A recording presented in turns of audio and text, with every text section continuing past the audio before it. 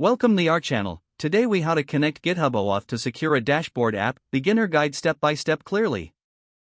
To connect GitHub OAuth to secure a dashboard app, start by creating a new GitHub repository.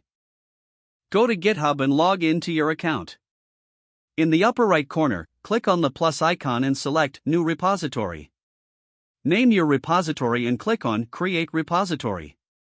Next, navigate to your repository settings. In the left sidebar, click on Developer Settings. Then, click on OAuth Apps. Click on New OAuth App, fill in the authorization callback URL field, enter the URL where users will be redirected after authentication. After filling in the required fields, click on Register Application. You will be provided with a client ID and client secret. Keep these credentials safe, as you will need them later. Now, move to your dashboard apps codebase.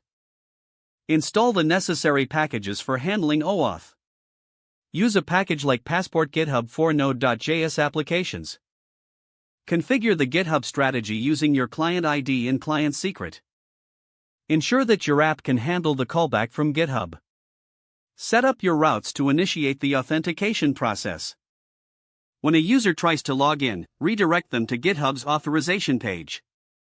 Once GitHub approves the login, it will redirect back to your specified callback URL.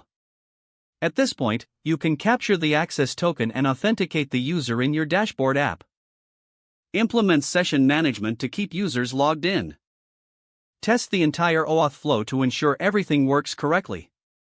Make sure to handle any errors gracefully during the authentication process. Once tested, deploy your app to a live server. Verify that the OAuth connection works in the production environment. Always keep your client's secret confidential to maintain security. If the page does not load, refresh the browser or try again in a private or incognito window.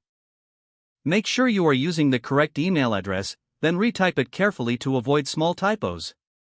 If your password is not accepted, use the reset option and create a new strong password you can remember.